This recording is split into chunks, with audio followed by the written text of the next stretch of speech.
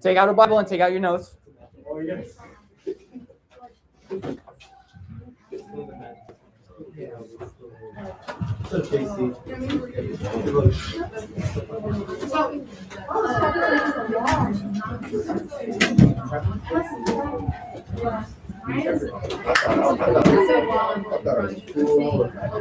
Okay.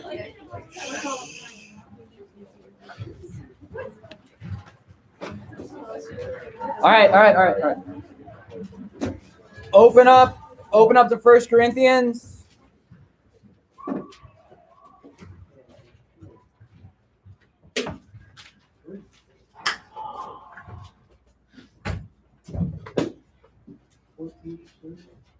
Okay.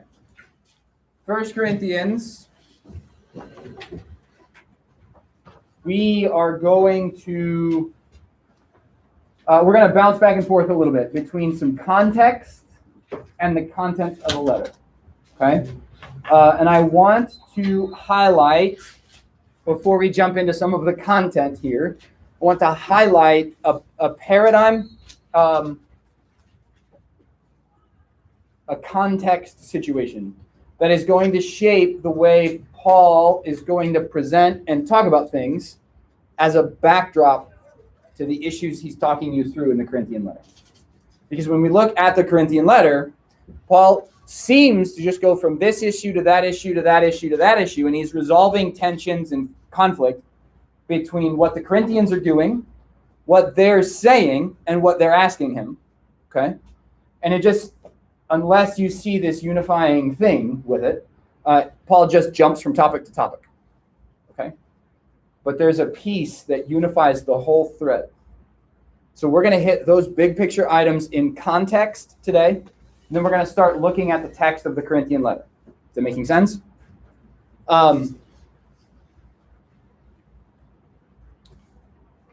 As we get to the end of things today, we'll start getting into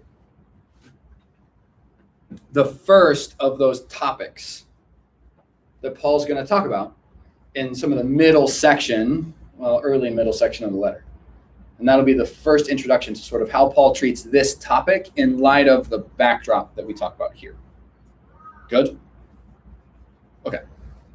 So yesterday, I said Paul's letter to the Corinthians has some contrasts to it, right? What were those contrasts we talked about? There were three.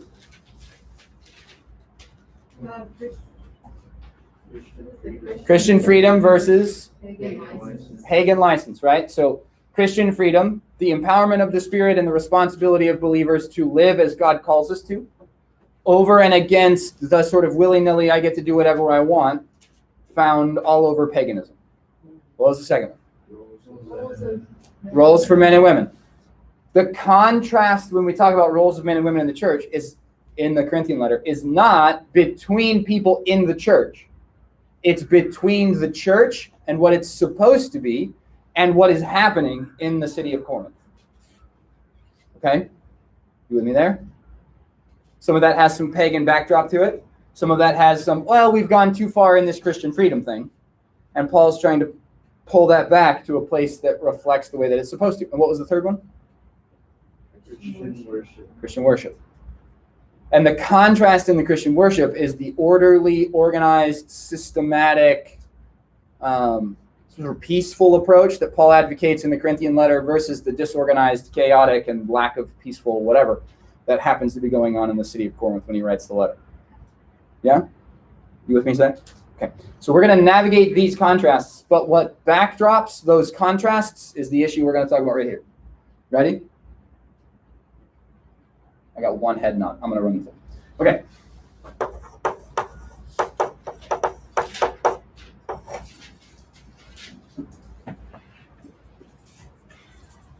Context.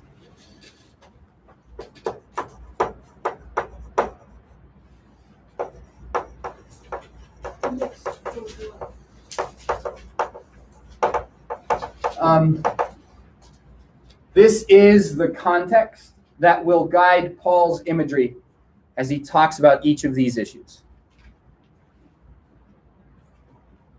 It's big picture letter context. Context of first and second Corinthians? Sure. It's the backdrop to the set. Yeah? And then what he's going to do is off of that backdrop, highlight the table on the set, the chair on the set, the actors on the stage. And he's going to piece the set together, but we need a backdrop first. Yeah? And so he's laying the scene by talking about pagan worship practices. Well, we lay the scene by talking about this because Paul's not talking about it, but this is what seems to backdrop his whole conversation. Is that better? Okay, good. Pagan systems of worship. What did I tell you yesterday when we talked about this? Who is worshipped in the city of Corinth? Aphrodite is the primary. Who else? Poseidon, Neptune, right? If we want to use the planetary name. Zeus, for sure. Okay, Apollo maybe.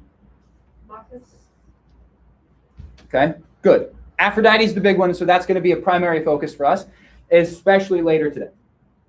Still with me so far? Mm-hmm. Where do you go and worship these gods? Okay.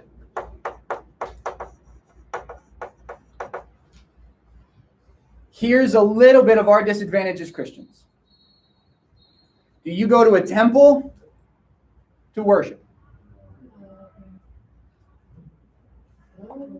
Yeah. I mean, you worship. You can worship. Why do we not consider the churches where we gather, the locations where we gather? Why do we not consider them temples? We don't have one main temple. Okay, because it's not some kind of weird singular location, which is by the way, that's a bleed over from Judaism. Judaism has one temple ever only. There's temples for Aphrodite everywhere. There's temples for Zeus all over the place. There's temples for, if you want to worship that God, all your city's got to do is build a temple for it. Yeah, is this making sense? Yeah. For us, it's different because we're stepping away from that nomenclature, that vocabulary, because of its connection. The other part of it is we understand this worship thing to be a little bit different. And so we use a different word. We call it church. But what is this? Why? What makes a temple a place for worship? Just because we slapped some bricks together and called it one? It's holy. What makes it holy?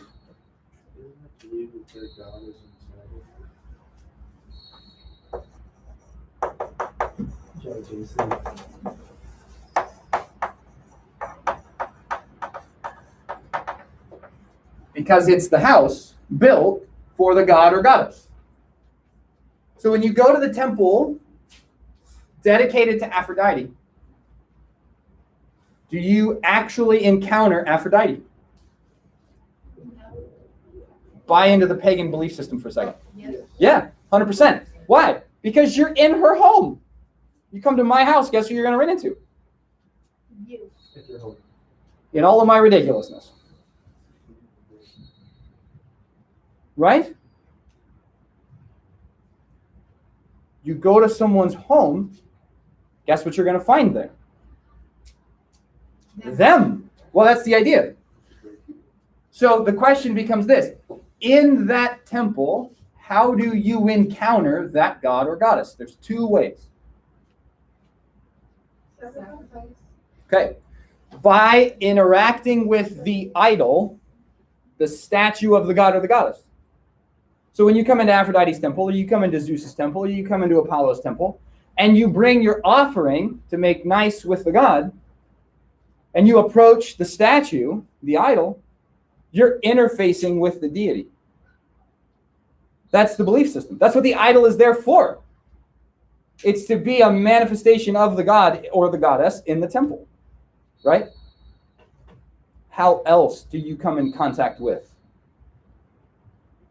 the god or goddess in the temple? Who else do you come in contact with? Priest. Aha.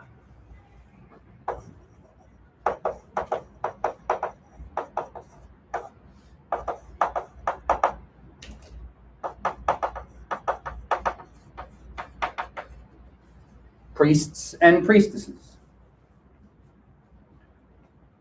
Some of our pagan worship practices in the first century Roman world have an exclusively female priesthood.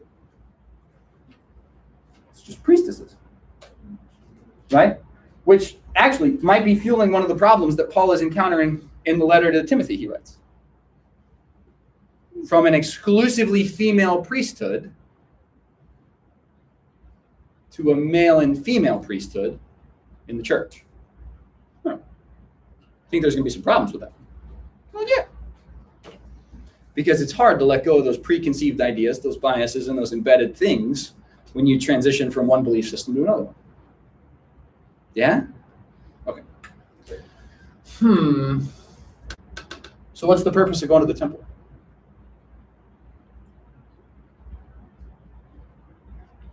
Pagan society. Why do you want to go to the temple? Stay in favor with the gods. Why else? Yeah. Typically in support of staying in favor with the gods. Because ultimately, when you go to visit Aphrodite's temple, you're not like, man, she's so awesome. The goal is I'm going to worship and bring something to her because then she will give me something. Because remember, she's responsible for things like fertility. Children, family.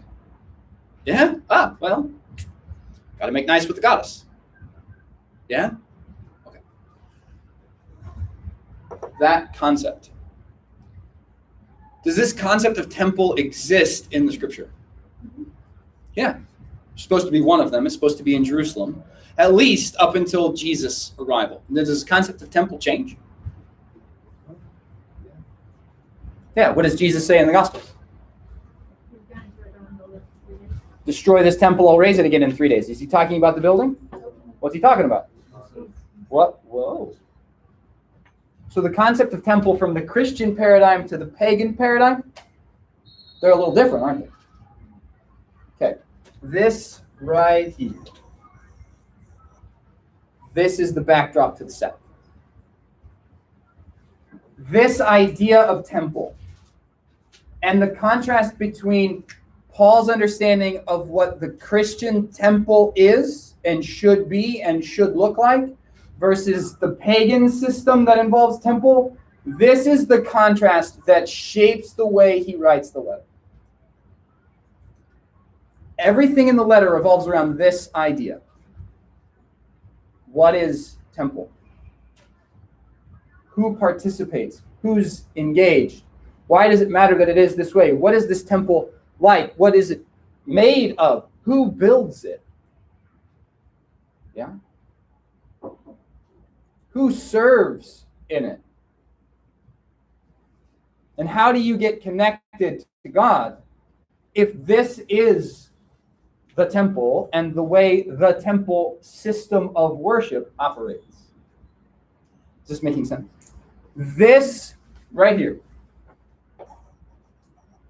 this frames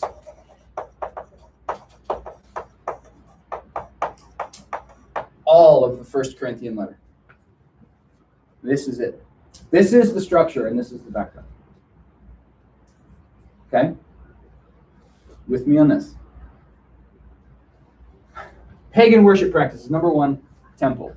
It's a house for the god or the goddess. It's this place where we encounter priests and priestesses who are supposed to manifest the God and the God's goodness to us in some capacity, right? And then we take that blessing with us and we carry on our lives with the goodness of the God or the goddess to go with us and to follow us along. Paul says, maybe not. But it's in the contrast. What he's going to do for the context of the letter is contrast this worldview, this understanding, with the way that it's supposed to work with God and Christ at the center. And it involves one other thing.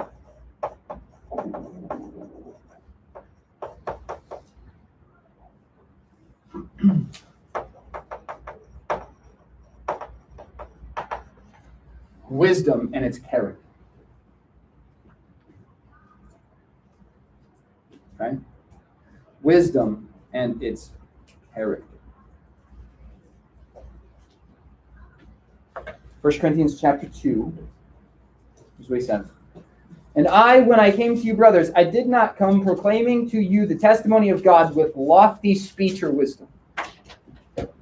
I decided to know nothing among you except Jesus Christ and him crucified. And I was with you in weakness and fear and trembling. My speech and my message were not in plausible words of wisdom, but in demonstrations of the Spirit and power, so that your faith may not rest on the wisdom of men, but on the power of God. And here's what he's doing. There are two kinds of wisdom. Yeah? There's the wisdom of God.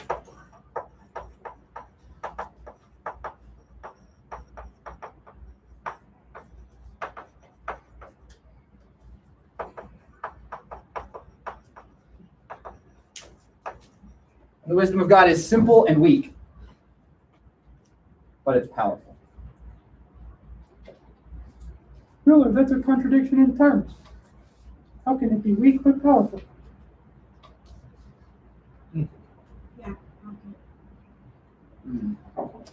Because Paul's understanding of God's wisdom is that it comes with our humility.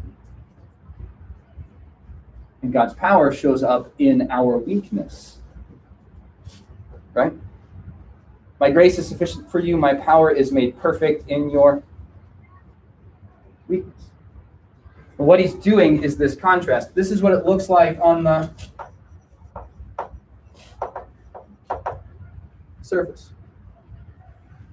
But this is what's going on at great depth.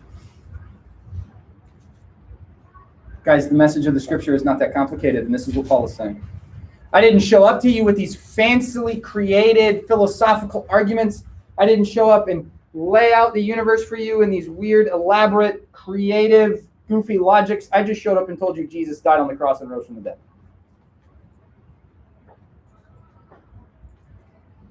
Yeah. Now that's basic, and it sounds a bit weak because, the God of the universe died. Who wants to serve a God who died? Well, I do if he rose from the dead again. Yeah, okay. Fair. Valid. I'll take that point. Well, that's Paul's exact point. The simplicity of the gospel message looks, simple, and it looks weak on face value, but it comes with power, confirmed by the activity of the Holy Spirit. Yeah? On the other hand,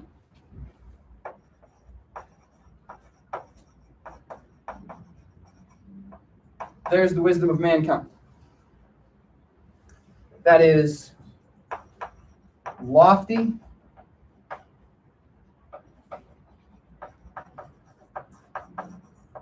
and convincing,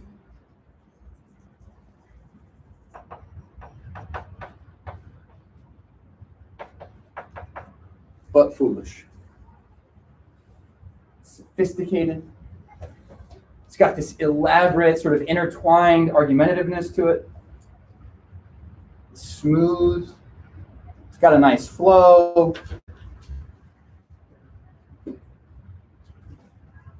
But when you really get into it, it's because it's got no depth. It's like this. How do we explain the creation of the universe with the Big Bang Theory? Yeah, okay. All right, well, okay. First question, where did the stuff come from that went boom? Hold on. Literally, there are 3 explanations that very sincere, really smart people with PhDs have offered the scientific community. 1, always there. 2, we are one universe in a series of multiple universes. Fantastic. Where did the other ones come from? I still got questions. 3, literally, atheistic scientists posited this idea. Space aliens. Nice. Are we sure that there's not? Hang on. Wait, oh yeah, no, you still got problems. Where did the alien come from? What made the thing that he put there go boom? Some sort of cosmic TNT? Science. Science? That's the problem. Science can't answer that question. Hold on. But wait a minute. Wait. The multiverse theory, this idea that there are just multiple universes out there floating around, and we are the product of some other universe that was like, you know what? Let's just and make another one for a second. Without an intelligence that guides the process. Guys, science is taking that seriously today. May I reference something for a second? There are two kinds of wisdom in the world. There's the wisdom that's like, oh, no, God made the universe. That's simple. I see intelligence in the created order, the weight of a hydrogen atom.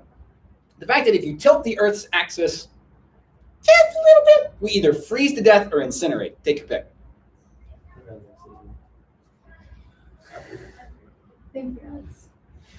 The fact that in like one millionth of a second, if you have too much or too little of whatever we're talking about in the Big Bang, life doesn't exist. You can't tell me that's not designed somehow. Even if we take for just kicks and giggles, even if we just take the Big Bang as a given. Okay, God made it go boom. Fine. That still means God designed it.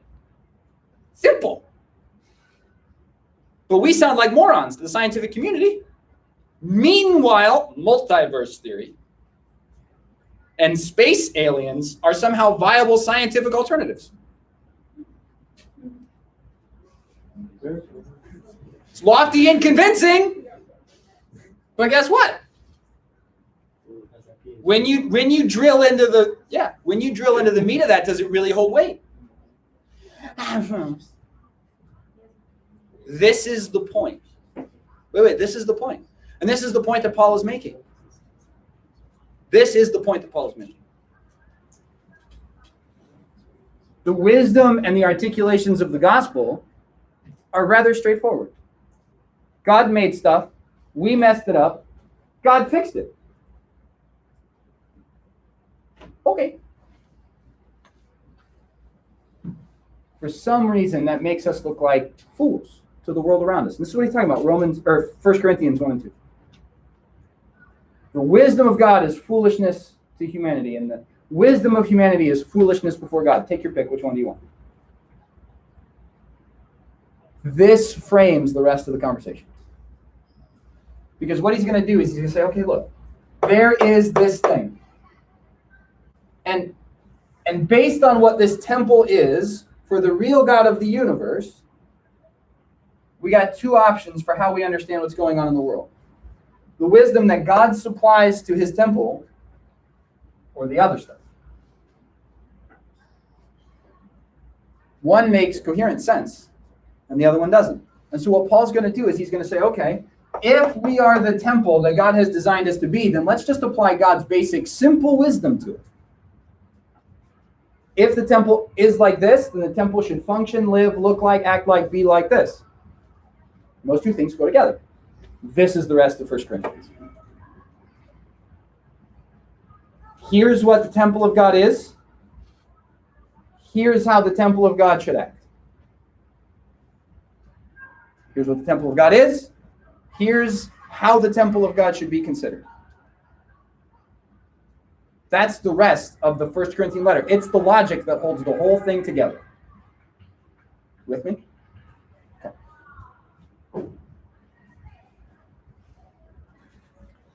This will be a concern. Because Paul's going to say, who are they? What are they like? How do the priests and priestesses in the temple of God function in contrast to the priests and priestesses of the temples of paganism? Is that making sense? And that's what he talks about in chapter 3.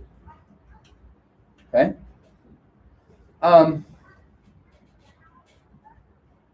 Let's pick up in 3 verse 1. I need a volunteer to read. 1 Corinthians chapter 3. Yeah, man.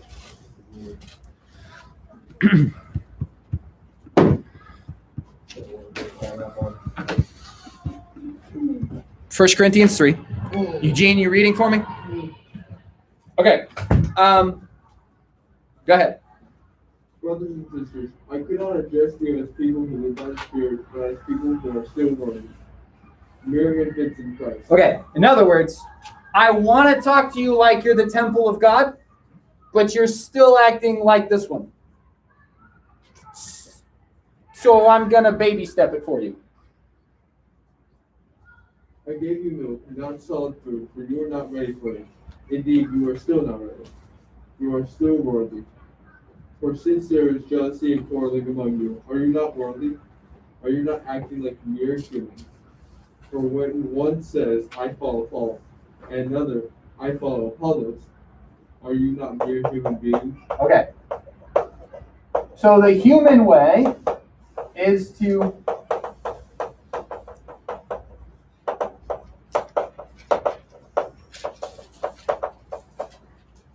fight over the people that teach us. I follow Paul. No. I follow Apollo.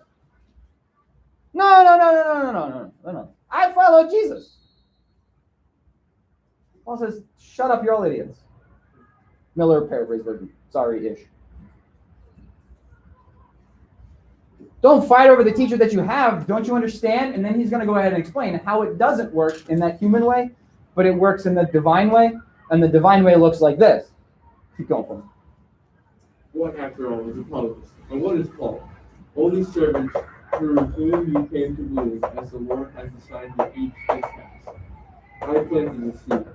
Apollos watered it, but God has been making it grow. So neither the one who plants nor the one who waters is anything, but only God who makes things grow. The one who plants and the one who waters have one purpose, and they will each be rewarded according to their own labor. Okay.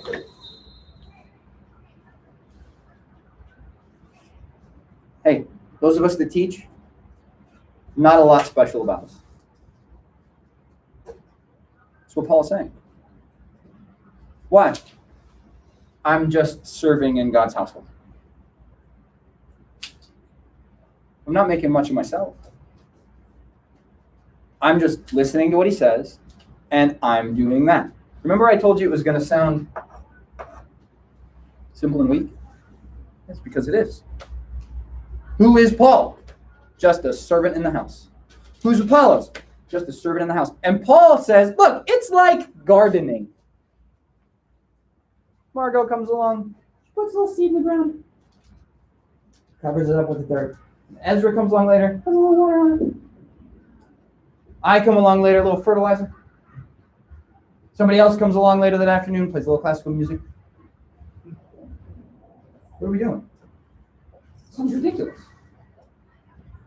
But we all play a part. Then he goes, who's actually making the plant grow out of the ground? Is it any of us? No, we're just playing a part in it. Who's making the plant grow? Bingo. So what are we? Yeah. We're just mechanisms for what God's trying to accomplish. Simple and weak. Not lofty and elaborate like the pagan teachers and the philosophers of ancient Greece. It's not that at all. We just play a part. Keep going. Where did I start? 8. Yes. The one who plants and the one who waters have one purpose, and they will each be rewarded according to their labor. For we are co-workers in God's servants. You are God's field, God's building. Wait. You are God's field and God's what? Building. God's what? Building. God's what? Building. When? Something's being built for God, right? So what are we're talking about temple. This is Paul's understanding of the temple. What is God's temple?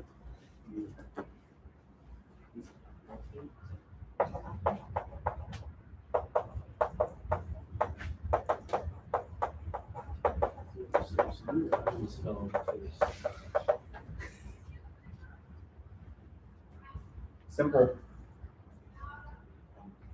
Let me ask you this one. Where do you go to meet with God? Doesn't matter. Because it's not about the building. Paul's going to use the analogy of the building, the space, the temple as a physical thing. But what he's talking about is this. God's temple is God's people. So where do you go to interact with God? You go get together with God's people. Small groups, house churches. Why do we call the place we gather on Sunday morning the church? Because it's where the church meets. The building gets its name from the people, not the other way around. We call it a church because it's where the church gathers. Keep going. By the grace God has given me, I laid a foundation as a wise builder, and someone else is building it. But each one should build with care. For no one can lay any foundation other than the one already laid, which is Jesus Christ. If anyone builds on this foundation using gold, silver, costly stone, wood, hay, or straw, their work will be shown for what it is. Oh, so hang on. I'm going to interject. What's the foundation? What's the foundation of the building? Okay, so everything in God's temple is built on the foundation of Jesus Christ, right? Incarnation, crucifixion, resurrection, the whole bit. What we build on top of that is either worth it or not. But that means this.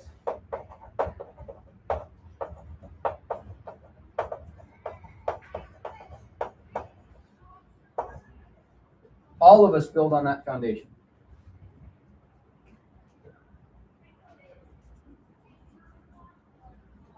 Paul's using the construction of a temple as an analogy for this. Each of us is an ancient stonecutter, and all of us are assigned a rock in the quarry. And our task is to carve that stone so that it fits in the building. If you choose to build with straw and it doesn't stand up to the test God puts it to, that's your own fault. Yeah? Follow me on this? Your task is to build the house with the rest of us. Contrast to paganism. They built it, now you visit it. Paul says, you are it, and you build it. This isn't about building it so that we can go visit and encounter the God. This isn't about building it so that we can go spend time and get the favor of the God. This is about being something and building it because we are it. It's in the contrast. Why do you go to a pagan temple? Get the favor of the God. Why are you this temple? Because God likes you. They're opposites. They're always going to be opposites. And that's the whole point. Verse 16. I'll read it. Do you not know? You are God's temple, and God's Spirit dwells in you. Plural. Later, he'll make it singular. Now, it's talking about us. Yeah? So what's going on with this? How do we consider each other and the way that we should live if this is the case? Well, I'm glad you asked. It's what he talks about in chapter 4. Go to 4, verse 1. It's like he's got it planned out. Chapter 4, verse 1. This then is how you ought to regard us. As servants of Christ and as those entrusted with the mysteries God has revealed. Now it is required that those who have been given a trust must prove faithful. I care very little if I am judged by you or any human report. Indeed, I do not even judge myself. My conscience is clear, but that does not make me innocent. It is the Lord who judges me. Therefore, judge nothing before the appointed time. Wait until the Lord's time. He will bring to light what is hidden in your darkness and will expose the knowledge of the heart. At that time, each will receive the praise from God. Now, brothers and sisters, I have applied. Applied. Okay, sorry. It's all good. applied these things to myself and Apollos for your benefit, so that you may learn from us the meaning of the saying, do not go beyond what is written. Then you will not be puffed up, in being a follower of one of us over against the other. For who makes you different from anyone else? What do you have that you did not receive? And if you did receive it, why did you boast as though you did not? Okay.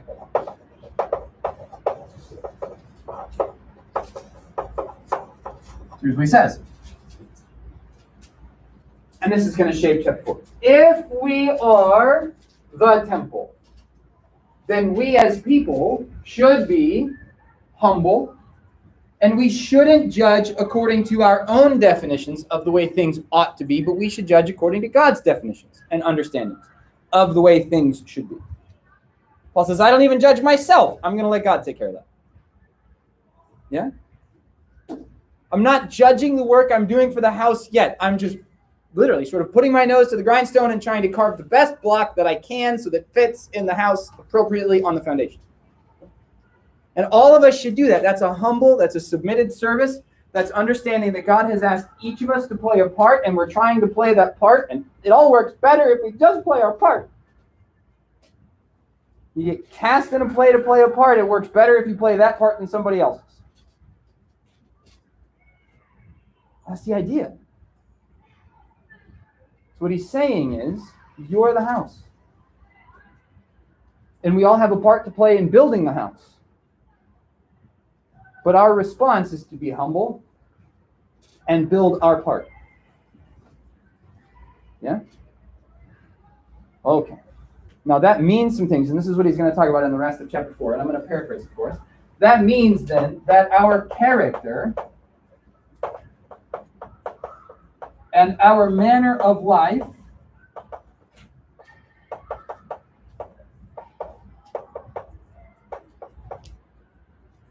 should follow God's standard and wisdom. Good so far? And then what Paul is going to do is talk about a series of topics where he feels the need to say, hey, we got to talk about God's standard and wisdom for living like humble servants building the house of God. Is that making sense? And he's going to tackle each of those topics as the letter to the Corinthians progresses. Good? Topic number 1 starts in chapter 5 and goes through chapter 7.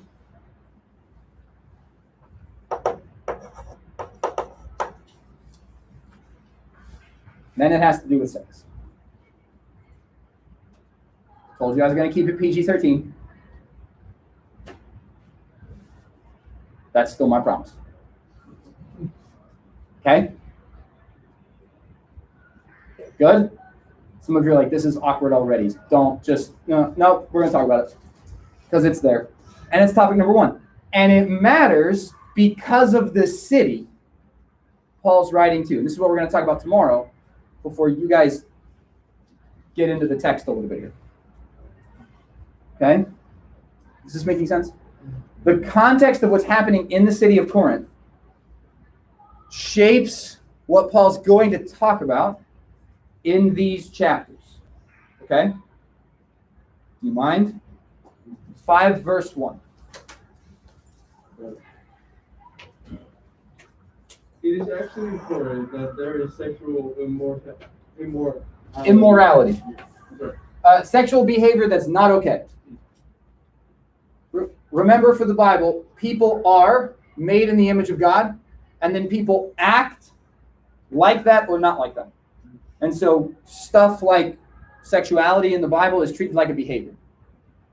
This is a choice to do this or not do this, to do this in this way or not do it in that way. And that's what he's talking about here.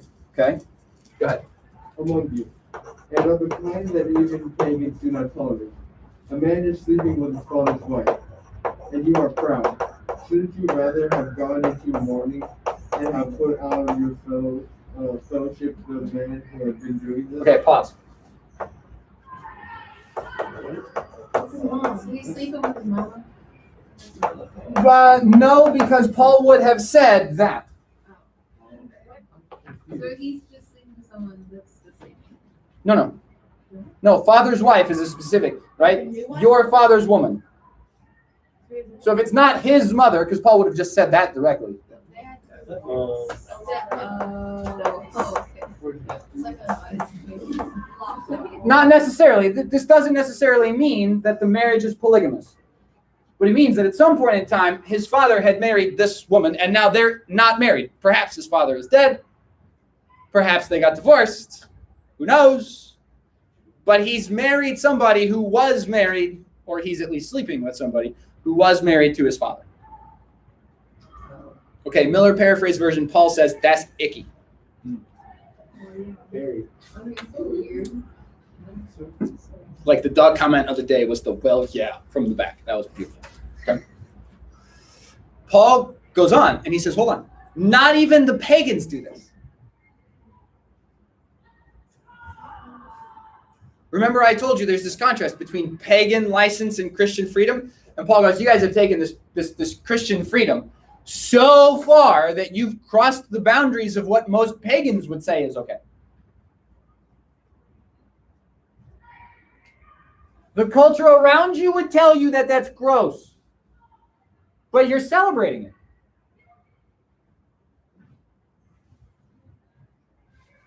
it. A man has his father's wife, and you are arrogant.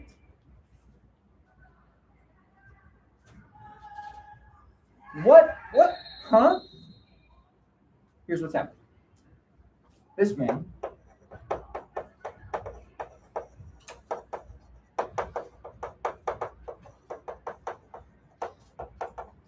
still part of the church.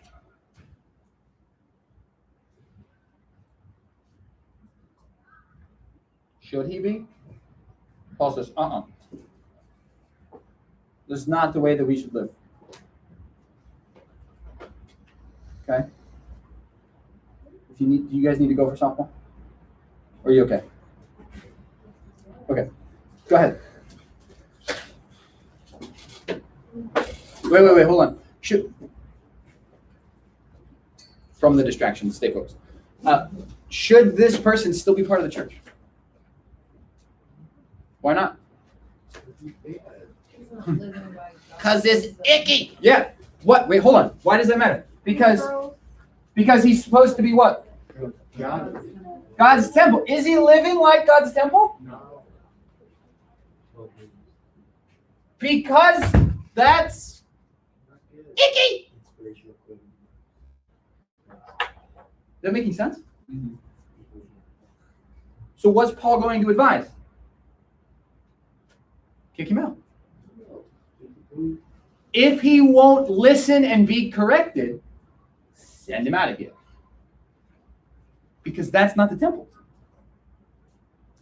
You can't say you're part of the temple and then not live like you're part of the temple. Because God's temple has to live the way God tells it to. Remember, our task is to build the individual stones to put in the house. We don't get to decide what goes in the temple and what goes out of the temple. We have to listen to what God tells us goes in or goes out. And what God is saying at the beginning of chapter 5 is, this is gross. Miller paraphrase version. That's not okay. You can't do that. But this is the starting point for Paul to talk about the broader issue of sexual conduct and behavior in the city of Corinth. We'll pick up there tomorrow. Oh, gotta hurry up. I gotta get to be with Corey and have a good day.